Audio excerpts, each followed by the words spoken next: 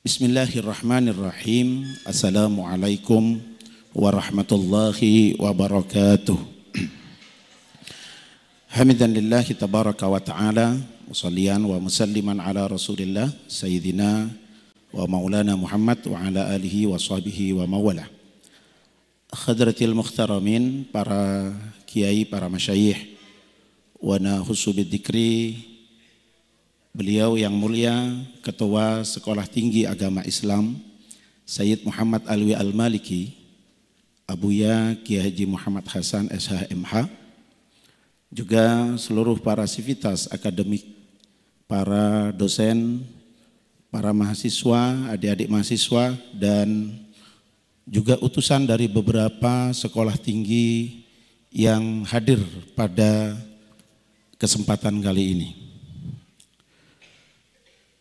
Para peserta Stadium Jenderal yang dimuliakan oleh Allah, adalah suatu keniscayaan yang tidak bisa dihindari ketika hari ini kita sedang berpijak di antara dua dunia, maya dan nyata, digital dan manual. Generasinya pun bercampur antara generasi milenial dan kolonial. Segala kegaduhan yang terjadi di dunia digital itu sangat berdampak terhadap dunia manual. Kegaduhan yang terjadi di dunia maya juga sangat berdampak terhadap dunia nyata. Hampir tiap hari kita disuguhi kegaduhan-kegaduhan yang tak kunjung usai. Termasuk diantaranya adalah kegaduhan masalah nasab. Walaupun kita meskipun ikut-ikut gaduh masalah nasab, tidak bisa menjamin untuk memperbaiki nasib. Sekali nasib kita seperti ini, ya begitulah.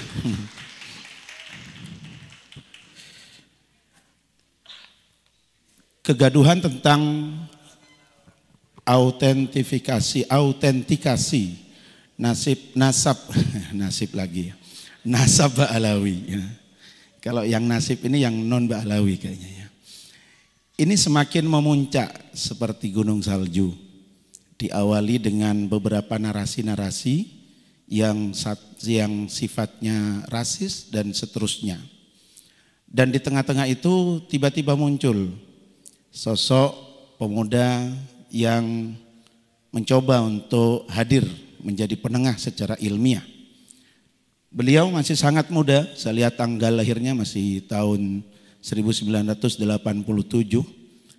tetapi mulai lancang untuk membahas tentang manusia abad ketiga Hijriah. Ini luar biasa ya. Kita yang lahir di sebelum tahun 80 belum berani untuk merambah dunia abad ketiga Hijriah. Tapi beliau sudah berani, luar biasa. Allahumma shalli ala Muhammad. Nama yang viral adalah Rumail Abbas. Saya jadi baru tahu bahwa namanya bukan seperti itu. Namanya adalah seperti yang beliau bela ketika orang mempertanyakan putra Ahmad bin Isa al-Muhajir, apakah ada yang bernama Ubaidillah? Ternyata di situ ada Abdullah yang ditasghir menjadi Ubaidillah. Lah ternyata Gus Rumail ini aslinya juga Ramli ya. Ditasghir menjadi Rumail ya. Padahal Ramli itu sudah kerikil. Kalau ditasghir lagi ini menjadi serpihan debu sepertinya ya. Insyaallah. Allahumma shalli ala Muhammad. Gus Rumail Abbas, kita yang terbiasa berselancar di dunia maya tidak asing dengan beliau. Dulu waktu masih belum ada WA, ada komunitas namanya Terong Gosong. Kalau bahasa Bondowosonya terong poton itu ya. Yang waktu itu presidennya sampai hari ini adalah Gus Yahya Sakuf. Dan beliau adalah sekretaris umum waktu itu. Kemudian beliau ternyata juga aktif di Gus Durian. Juga beliau asli dari Jepara. Kabarnya baru kali ini beliau menginjakkan kaki di Bondowoso. Sehingga 1 pekan sebelum beliau ke Bondowoso, statusnya sudah viral bahwa beliau akan menginjakkan kaki di Bondowoso dan sudah kurang 1 minggu membayangkan seperti apa nikmatnya tape Bondowoso. Alhamdulillah kemarin kita sambut di stasiun tidak disuguhi apa-apa kecuali tape Bondowoso. Semoga tidak kembung perutnya. Kemudian beliau juga hari ini mengopeni akun pamitnya ngantor ya, pamitnya ngantor, dan akun YouTube itu yang fokus untuk membahas tentang autentikasi nasab Ba'alawi secara ilmiah. Sudah beberapa episode yang beliau tampilkan dan luar biasa sambutan masyarakat. Baik sambutan dari pendukung ataupun sambitan dari para yang tidak mendukung. Sampai per hari ini sudah ada 5 atensi yang datang kepada kami ketika kami expose. Apa benar Gus Rumel itu datang ke Bondowoso? Jangan-jangan juga mencari nasab ke sini ke Bondowoso. Semalam kami sampaikan bahwa Bondowoso tadi disampaikan Darul Habib. Ada yang lebih tua dari itu Gus, Bondowoso itu. Bahwa Bondowoso ini tempat bertapanya Prabu Aji Saka. Beliau adalah pencetus huruf Jawa, Hanacaraka, dari literasi yang kami baca. Beliau dari India langsung bertapa di pegunungan Hyang Argopuro. Kemudian menurunkan raja-raja Jawa. Jadi lebih tua dari Alawiyin juga ya, Aji Saka. Terima kasih.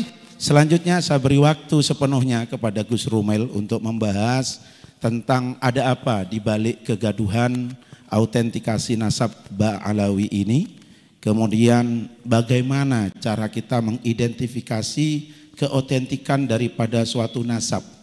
Apakah cerita tutur itu cukup sebagai bukti bahwa seseorang ini adalah keturunan si fulan, ataupun membutuhkan instrumen-instrumen lain untuk meyakinkan bahwa seseorang itu adalah keturunan si fulan. Dan sejauh mana data-data primer, data-data sekunder yang sudah didapat oleh Gus Rumel ini di dalam melacak keautentikan nasab Ba'alawi. Dan yang terakhir, apakah Rumel ini juga merupakan proklamasi bahwa dia juga Ba'alawi sebagaimana Ubaidillah. Saya beri waktu kepada Gus Rumel. Allahumma shalli ala Muhammad.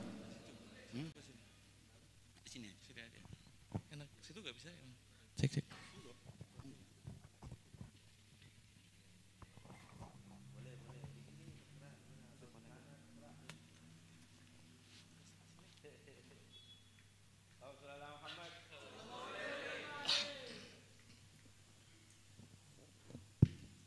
Cek. Assalamualaikum warahmatullahi wabarakatuh. Ibtigho'an limardatillah warahmatil Fatihah.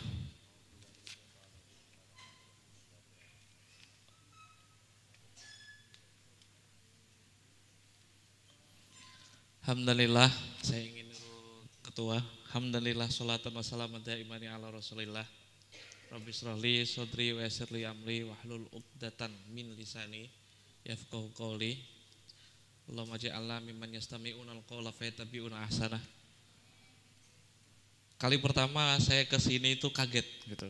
Ternyata jauh banget, 8 jam. 8 jam pulang dari Turki itu wajah pertama yang saya lihat itu bukan istri saya, tapi jenengan semua. Bisa dibayangkan betapa sialnya saya gitu. Tapi inilah komitmen seseorang yang sangat mencintai ilmu. Saya diberikan majelis yang sangat ilmiah untuk menjelaskan penemuan yang saya dapatkan hingga sekarang. Memang belum banyak yang bisa saya sampaikan karena saya tidak akan berbicara ketika data itu belum valid ya, belum direstorasi. Kali pertama saya berterima kasih kepada Gus Hasan dan juga kaget saya ada pengadilan agama di sini itu mau ngapain gitu. Kaget, so KUA mah masuk akal ya, pengadilan agama mau ngapain. Perwakilan dari MUI juga tadi ada Kementerian Agama, dari sahabat Ansor, mahasiswa dari STI Al-Maliki, mahasiswi juga, dan beberapa kampus lain juga ya. Gitu. Saya minta tolong presentasinya gimana ini? Apakah tidak ada presentasinya? Proyektornya nggak ada. Sudah saya serahkan. Bisa ditayangkan ini Mas Samsul? Bisa, tolong ditayangkan. Saya pengen biar bicara ini tidak monolog, saya senang sekali dialog. Semoga ini tidak di live dulu karena khawatir kena UU ITE. Saya tuh berupaya untuk mendialogkan ini kepada Kiai Imad itu sampai 2 kali. 2 kali itu yang paling pertama ketika ada tawaran dari Habib Umar Asakov dari Palu kalau nggak salah itu untuk dialog, beliau kan tidak berkenan karena dia itu mau jika ada debat harus ada wasit yang fair gitu, harus ada satu orang pakar yang bisa menengahi antara beliau berdua. Akhirnya Kiai Imad nggak berkenan. Saya insya Allah hadir pas waktu itu, ya Kiai Imad sendiri yang memberikan badal, yaitu Kiai Khotimi, Ketua PWNU Banten kalau nggak salah itu sebagai perwakilan. Dialog kedua pas waktu saya ke Jakarta itu saya berusaha untuk menemui beliau untuk soal untuk mendialogkan langsung gitu. Rasanya kan kurang greget ya debat kok di medsos atau di YouTube kan kayaknya gimana gitu. Pengen saya sampaikan langsung kepada Kiai Imad, akhirnya ada uzur juga. Mas Gus Hanif penyambung saya untuk ketemu Kiai Imad itu kecelakaan, akhirnya nggak bisa ketemu. Tapi sekadar menunggu ini aja, proyektornya nyala, ini saya kasih prolog. Beberapa alasan kenapa saya terlibat dan jangan kaget juga jika nanti ada tampilan foto saya dengan Gus Fuad Pleret, Gus Fakih Wirahadiningrat sama Mas Sugeng. Karena beberapa orang yang saya jidal itu saya temui langsung. Ya untuk menunjukkan kepada jenengan semua bahwa ilmu itu harus didiskusikan secara langsung ya biar gak jadi gosip gitu.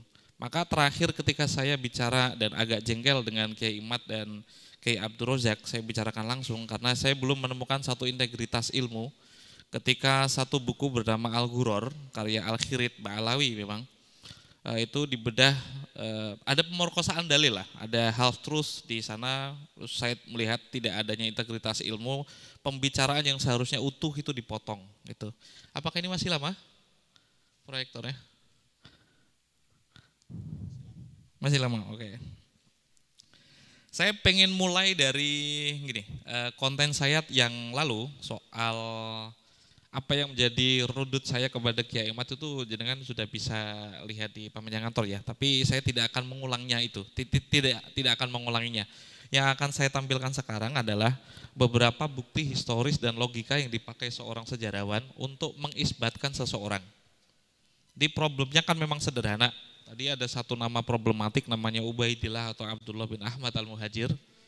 Konon tidak dicatat selama 550 tahun. Benarkah demikian? Nah, sejak awal banget ketika cekcok ini muncul, saya mengkonfirmasi bahwa minimal 400 tahun atau 300 tahun itu tidak tercatat. Satu orang yang mencatatnya, ya semoga nanti bisa tayang ya.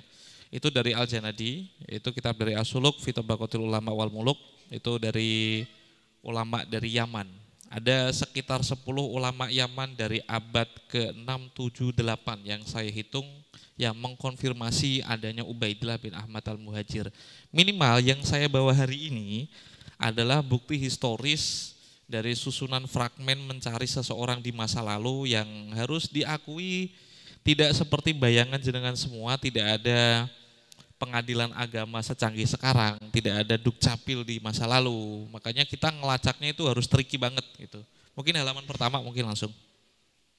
Nah, saya berusaha untuk membawakan 5 tema dan paling mentok nanti itu ada isbat sekitar 566. 566 dikurangi sekitar 400 berarti 150 lah. Berarti angka 550 tahun yang ditawarkan oleh Kiai Imad sudah saya tawar menjadi 150 saja. 150 tahun saja itu mentok. Tuh, yang kedua, lanjutkan. Adminnya di mana sih? Oh, di sana. Oke. Next. Saya berusaha mengawali dari bagaimana cara ulama nasab mengisbatkan nasab ya. Nanti itu saya berikan insight betapa pentingnya sumber sezaman. Jadi ada musalamat antara saya dan Kiai Imad bahwa bukti sezaman itu perlu. Kendati pun demikian, saya fokusnya ada di sejarah, kajian historis dan akan mengkritik apapun yang bisa dikritisi dari kajian historis. Nah, untuk ulama nasab ternyata memiliki kaidah ilmiahnya sendiri. Mereka memakai kaidah tasamu atau syuruh istifadoh, bisa dilihat ya. ada 4 macam paling tidak, berarti kan catatan dari keluarga yang sahih. Terus yang kedua syura wastifadoh atau biasa dikenal dengan tasamu, bisa didengarkan kayak Gus Hasan ini bin siapa semua orang di Bondowoso mengerti. Dan itu adalah yang dimaksud dengan syura wastifadoh. Syura belum tentu istifat dan mustafat belum tentu syura. Keduanya bisa jadi berbeda, tapi salah satu di antara keduanya bisa sahih untuk mengisbatkan nasab. Selanjutnya ada al-iqrar, berarti kan konsistensi dari sebuah ikrar, dan yang terakhir adalah seperti Mahdi Rojai yang mengisbatkan Ba'alawi ketika diragukan mengirimkan surat, itu bentuk dari tahqiq seorang muhakkik itu. Nah, problemnya saya bawakan dari Muqaddimat fi ilmin nansab, ini kitab baru karena saya ngerasa paling representatif. Kenapa ada gugatan seperti Kiai Imad gitu? Karena jika syura wastifadoh itu berlaku sepanjang masa, kenapa orang yang dikenal sebagai anak dari leluhur dari seorang mujtahid mutlak bisa sampai tidak tercatat? Jika syura wastifadoh itu dikenal, kenapa nampaknya tidak pernah sekalipun dinotis oleh ulama di masanya? Jika syura wastifadoh itu berlaku sangat umum, kenapa tidak ada satupun bukti bahwa dia itu ada? Itulah kenapa Kiai Imad itu bertanya-tanya, sebenarnya Ubaidillah bin Ahmad al-Muhajir ini benar-benar ada atau tidak gitu. Makanya di redaksi yang selanjutnya ya, ketika ada bukti yang dimaksud dengan bainah sorihah, Kiai Imad memiliki definisi yang berbeda dengan saya. Asy-Syajarah al-Barokah beliau anggap sebagai bainah sorihah. Bainah sorihah itu bisa dipakai untuk mengibtol nasab. Jika memang kemutawatiran misal Gus Umar bin siapa itu udah syura wastifadoh, ketika ada bukti sahih seperti keluaran Dukcapil mengeluarkan Gus Umar adalah bin orang lain, itu bisa membatalkan syura wastifadoh. Begitupun sebaliknya. Nah, slide yang kedua, saya ngasih satu contoh lagi bahwa mengibtol nasab itu bukanlah selanjutnya Kang Admin. Nah, ini bukan berusaha untuk menambahi perkara ya. Bani Qatadah itu kan sahih. Banyak asrof di Al-Hasani di Mekah. Salah satu ulama sezaman sekitar 565 itu membatalkan nasabnya. Jadi perkara ibtolun nasab itu bukan perkara yang baru gitu maksud saya. Di Lubabul Ansab, Ibnu Funduk itu sekitar 566 itu membatalkan salah satu datuk bil ittifaq. Redaksinya bisa dilihat bil ittifaq. Nama Abdullah bin Muhammad bin Musa As-Sani yang menjadi datuk semua Bani Qatadah Al-Hasani itu dibatalkan dan bil ittifaq. Saya tidak sedang berusaha mendorong jenengan bahwa ini dibatalkan, enggak, ini sekadar contoh. Dan yang lebih shock lagi mungkin kalau jenengan nggak tahu, slide selanjutnya. Saya dapat manuskrip dari Imam Safaroni, seorang ahli nasab sekitar abad ke-8 atau ke-9. Bisa dibaca. Kira-kira siapa tokoh yang sedang beliau batalkan nasabnya? Syekhin Abdul Qadir Al-Jailani gitu. Jadi membatalkan nasabnya Ba'alawi bukan kali pertama. Bahkan Bani Qatadah yang sangat-sangat ring satu kesahihannya itu menurut Habib Rafael ya itu sangat ring satu di Hijaz itu ternyata bisa dibatalkan. Dan jangankan itu, Syekh Abdul Qadir pun ternyata bisa dibatalkan.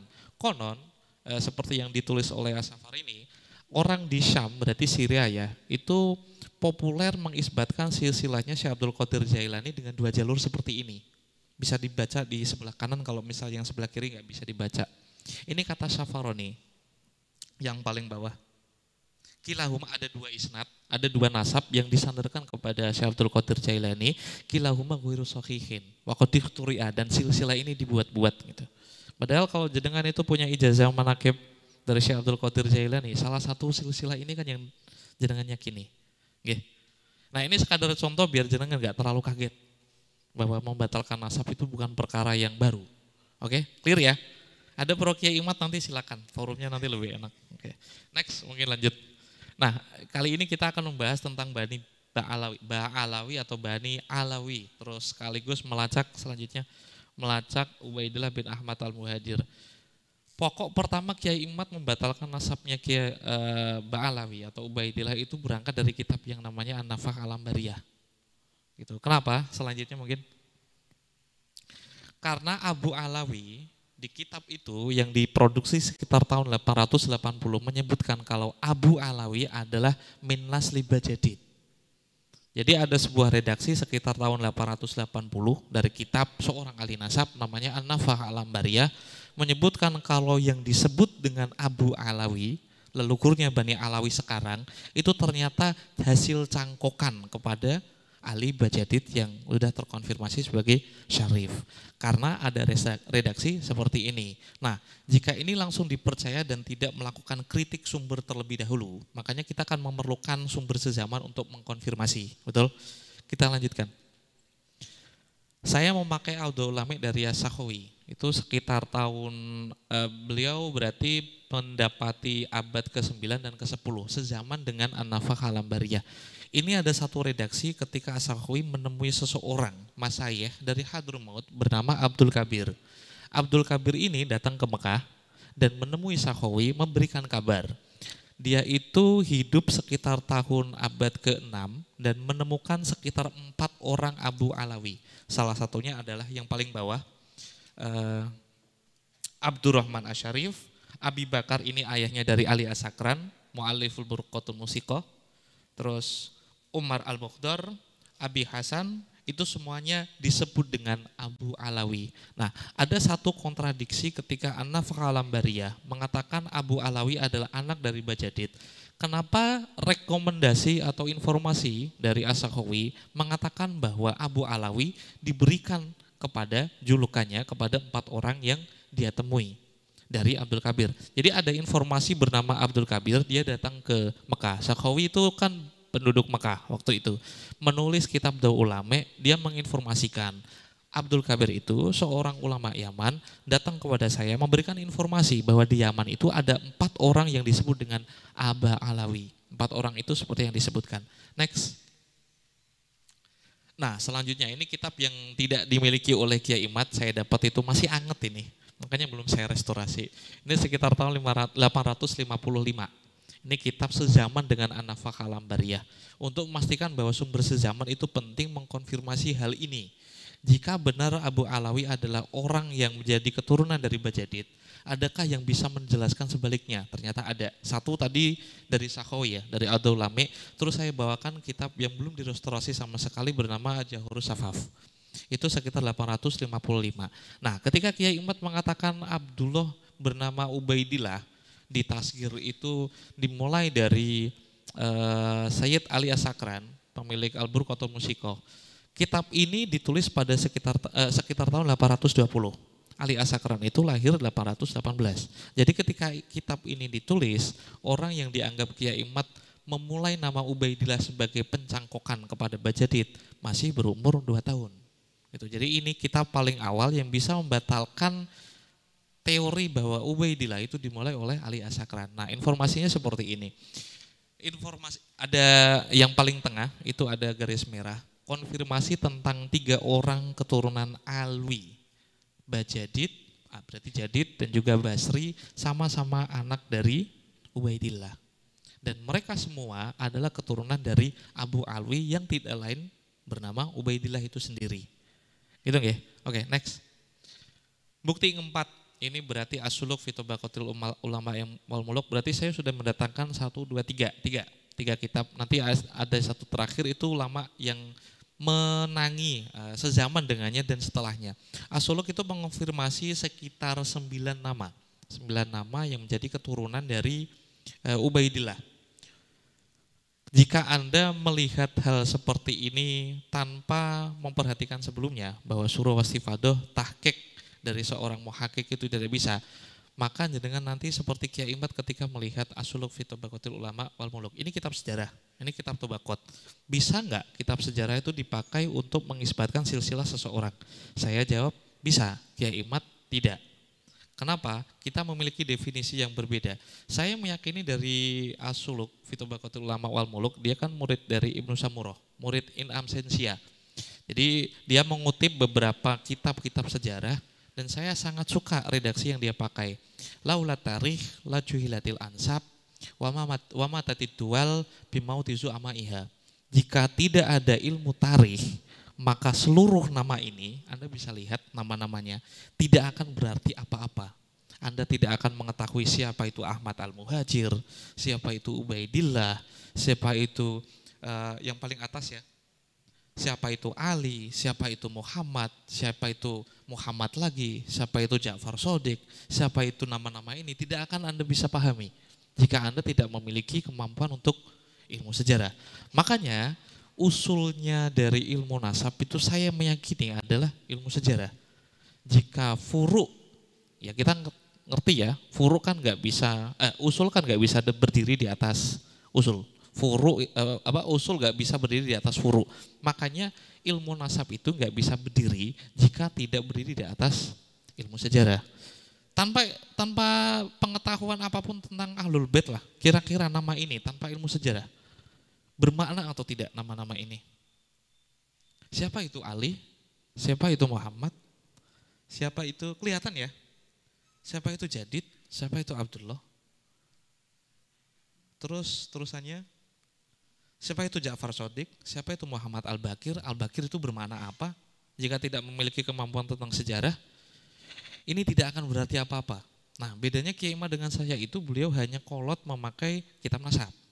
Sementara Al-Janadi sendiri itu memakai ilmu sejarah. Dan ini buku tentang Tobaqot, sejarah. Nah, bisakah dipakai? Sangat bisa.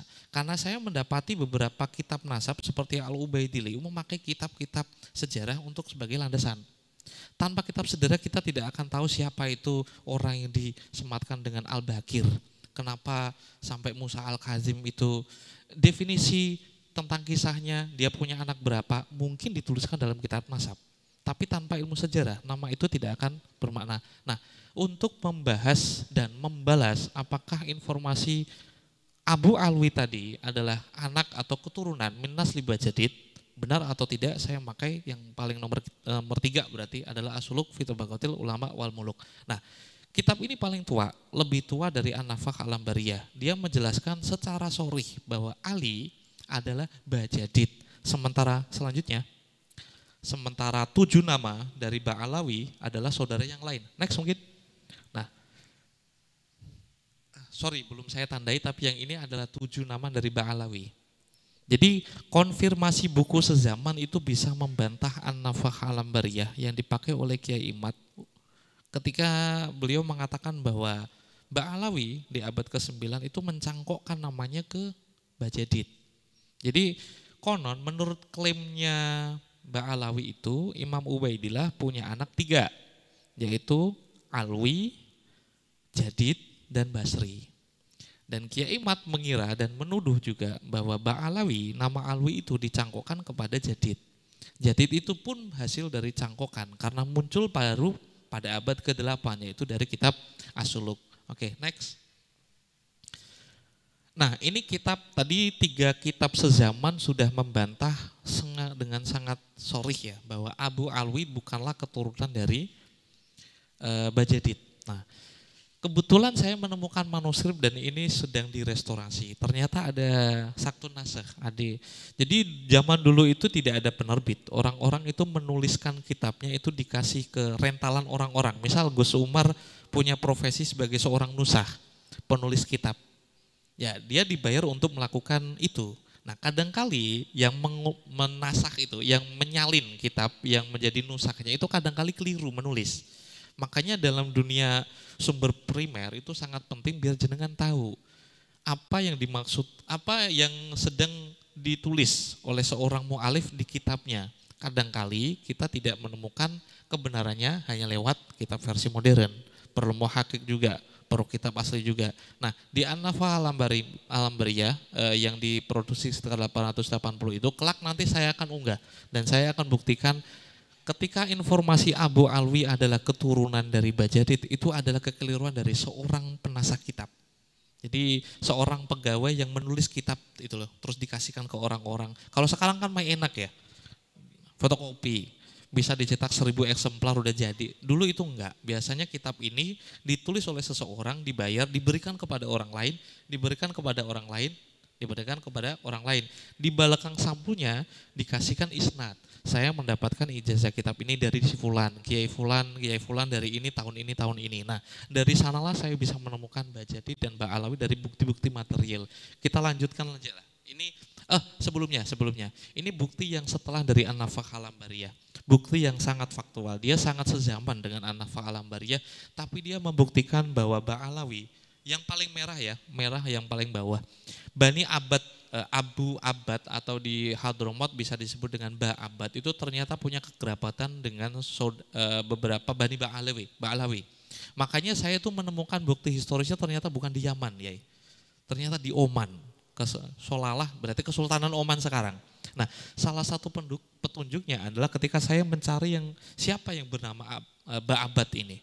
Ternyata mereka berketurunan sampai sekarang, menceritakan kisahnya, menceritakan hubungan kekerabatan dengan Ba'alawi ketika di masa lalu.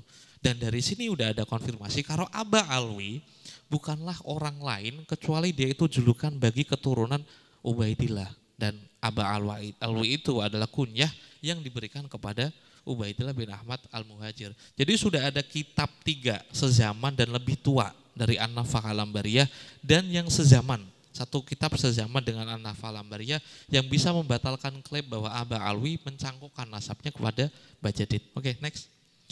Terus ini saya presentasinya sedikit kok. Habis ini kita langsung dialog. Ini konfirmasi historis yang saya dapatkan dari bukti-bukti isnad. Next. Kebetulan saya temukan ini dari Oman, teman saya Abu Umar itu yang merestorasi. Saya dapat nama itu dari yang paling bawah, yang tulisannya nggak bisa dibaca itu. Ini bukti bahwa Bajadid itu mendapatkan isnad kitab Sunan Turmuzi dari Imam Al-Harawi yang paling kanan. Jadi Muhammad Bajadid itu anaknya Ali Bajadid, itu pada tahun 653 mendapatkan isnad dari Hasan bin Rasyid. Hasan bin Rasyid dari Ali Bajadid. Ali Bajadid ini mendapatkan isnad dari Muhammad bin Abdullah Al-Harawi tahun 591. Jadi sekitar hampir 150 tahun lah. Yang awalnya 550 tahun, saya tawar menjadi 150 tahun lewat isnad ini. Next. Sedikit lagi selesai. Next lagi mungkin. Oke, ini isnad untuk Ba'alawi. Gak ada habaib di sini ya. Kebetulan gak ada habaib ya. Oke. Sayangnya gak bisa di zoom. Ini kitab yang paling atas ini. Sana, Salasin, Wasitimi'ah. Berarti sekitar tahun 690. Bisa di zoom gak sih? Gak bisa ya. Jadi, sip. Tolong di bold mungkin, ini bentuk isnad seseorang di masa lalu. Jadi setelah saya belajar tentang manuskrip sekarang, akhirnya saya sangat menghormati kesarjanaan itu. Jadi ilmu yang sampai kepada kita ternyata melewati pundak-pundak seorang intelektual seperti ini. Jadi yang paling atas itu Sami Ajami Ahadzal Majlat Ar-Rabi'ah, berarti kitab As-Sunan Turmudi. Ada seseorang menghatamkan kitab ini kepada seorang kiai. Fokuskan kepada tahunnya ya. Dia mengijazahkan, dia mendapat ijazah itu sekitar 697. Di bawahnya itu ada silsilah dari isnad. Sunan Turmudi yang sampai kepada saya ternyata isnadnya dari abah saya, dari sini, dari Mbah Mun, dari Mbah Zubair, dari sini. Seperti inilah yang dituliskan ulama di masa lalu. Dan dari sini saya temukan nama Asyarif Al-Alama Abi Abdillah Muhammad bin Abdurrahman bin Alwi bin Muhammad Al-Faqihil Muqaddam. Ba'alawi dituliskan di sini salah satu cucunya dari Faqihil Muqaddam. Cucu dari Ali Kholek Qosam ternyata belajar Sunan Tirmidzi dari seseorang di masa lalu menjadi mujiz yang ketiga. Dan ini manuskrip sebuah isnad tahun 697. Kira-kira dapat di tahun berapa? Nah ini bisa dikonfirmasi lewat sumber sezaman. Dengan cara ini, ketika saya komparasi dengan Al-Muqibun karya Mahdi Rojai, tepat di sinilah saya bisa menemukan ini loh, cucunya Faqihil Muqaddam ternyata mendapatkan isnad Sunan Tirmidzi dari seorang kiai. Ini yang saya maksud dengan bukti material. Next, ini yang paling terakhir kayaknya. Dan ini yang paling unik ini. Waktu terakhir, ini yang Masjid Alawi. Setelah ini mungkin. Kiai Mat itu kan sebelumnya menginsinuasi penemuan saya tentang Masjid Ubaidillah. Masjid Alawi. Nah itu masjid baru itu. Direstorasi baru abad ke-9. Saya buktikan itu keliru. Yang bawah ini kayaknya kan. Ini ada isnad, seseorang mendapatkan isnad di tahun, bisa di zoom mungkin? Oke, yang merah. Bawain lagi, drop. Apa ya, bawah. Oh iya, sorry, ini. Ini sekitar tahun, ada keterangan, sorry. Oh iya, pada 500, yang paling kiri Pol, ada seseorang mendapatkan ijazah pada tahun 566. Di mana dia mendapatkan ijazah? Di suatu masjid bernama Masjid Asy-Syarif di Aden. Di sebuah masjid yang terletak di Aden, Yaman, dan disebut dengan Masjid Asy-Syarif. Nah, petunjuk ini saya itu agak aneh awalnya. Kenapa seseorang bisa disebut syarif di masa lalu? Kenapa bisa disebut Husaini seperti Mbak Alawi tadi ya, cucunya Fakil Muqaddam? Kenapa kok harus ada, mungkin saya bisa masuk akal itu disebut dengan guru. Kenapa ada yang membedakan dengan memakai kata syarif? Ini yang terakhir. Jadi, ini berarti sekitar tahun 566 ada seseorang mendapatkan ijazah. Ini sekadar membuktikan bahwa ada Masjid Alawi di masa lalu. Sekitar 566. Kalau dikurangi 400, berarti Alwi itu sekitar tahun 400, 566 berarti kan 160 ya. Jejaknya kan masih bisa dicari. Itu sekitar kalau saya masih bisa mendapati adanya canggah. Canggah itu berarti yang keempat. 1, 2, 3, 4. 4 ya? 4. Ini masih bisa dipersempit lagi. Ini bukti yang paling sezaman ketika tahun 566 ada seseorang mendapatkan ijazah dan disebutkan masjidnya di mana. Nah, soal Asy-Syarif Al-Husaini diteruskan, ini yang paling terakhir, halaman yang terakhir. Sepakat ya, hukumul hakim yarfa'ul khilaf ya. Ketika hakim itu memutuskan sebuah istilah, ya tidak ada istilah yang lain. Ini kitab dari Turfatul Ashab, karya Umar bin Yusuf dari Bani Rasul. Yaman waktu itu kan dikuasai oleh Bani Rasuli, yang konon Sunni dan memiliki kompetisi teologis dengan Syiah. Nah, kiranya saya ingin bertanya, ketika ada konflik teologis di masa lalu, sebuah kesultanan Sunni, dia pasti mengerti dong yang namanya Syiah itu sedang mencari yang namanya Imam Mahdi sama Imamah. Kira-kira bakal mewaspadai seseorang yang menjadi keturunan Imam Ali dari Jalul Husain atau enggak? Saya ini pernah di video, mungkin ini saya ulang lagi untuk melogikakan. Dulu ketika ada perang antara Belanda sama Indonesia, misal di Bondowoso, informasi dari Bondowoso mengatakan kalau pasukan dari Jawa itu sekitar 10.000 orang. Tapi informasi dari Belanda mengatakan pasukan dari Bondowoso itu 1.000 orang. Kira-kira manakah yang paling benar dari informasi itu?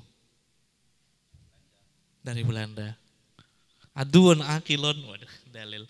Maksudnya informasi dari musuh itu terindikasi yang paling akurat. Maksud saya mengantarkan kitab ini kitab yang paling sunni dimiliki oleh seorang sultan ketika di sana banyak Alawin, yang paling bisa dicari oleh orang-orang Syiah untuk menjadi imamnya adalah keturunan Imam Ali. Kira-kira bakal waspada atau tidak?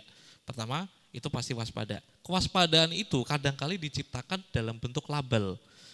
Logika yang paling sederhana itu, panggilan Pak Haji sama Bu Haji di zaman sekarang mungkin menjadi privilege. Tapi ketika Anda belajar sejarah, ternyata itu dipakai oleh Belanda untuk mengidentifikasi siapa orang yang keluar negeri dan kiranya mendapatkan ide-ide tentang pembebasan, tentang resistensi, tentang perjuangan, tentang kemerdekaan. Jenengan mungkin bisa bangga memiliki label haji sebagai haji, tapi kita hidup di masa lalu, itu tanda yang bisa dimiliki oleh Anda yang bakal diawasi oleh Belanda. Kalau ada ide-ide tentang pembebasan, Pak Haji ini nih pasti. Karena tidak mungkin orang yang berada di Pecinan, di Pekojan, terus di Kampung Jawa, itu akan bicara tentang kemerdekaan karena dia tidak pernah belajar tentang itu. Dari mana dia belajar tentang kemerdekaan? Pasti dari luar. Nah, Asy-Syarif Al-Husaini dari identifikasi seorang sultan itu, I'lam Anna Syarifah, syarif itu saya pakai untuk menyebutkan dua tok. Jadi ada dua syarif di zaman itu. Ini sultan yang ngomong, bukan saya. Kalau dengar kata Raden itu pasti dipakai untuk kesultanan. Pokoknya keraton lah ya, keraton. Tadi di belakang ada Raden itu berarti gelar atribusi untuk keturunan ningrat di Jawa. Asyarif ini dipakai di dinasti Rasuli untuk mengidentifikasi dua hal saja. Keturunan Khalifah Ali dari istrinya Siti Fatimah itu disebut Syarif. Ketika jalur dari Sayyid Hasan Al-Hasani, ketika dari jalur Husain disebut Husaini. Kenapa ini tidak pernah dipikirkan oleh seseorang yang mau meneliti isbat nasab dari sudut pandang historis? Padahal ini semua kan petunjuk gitu.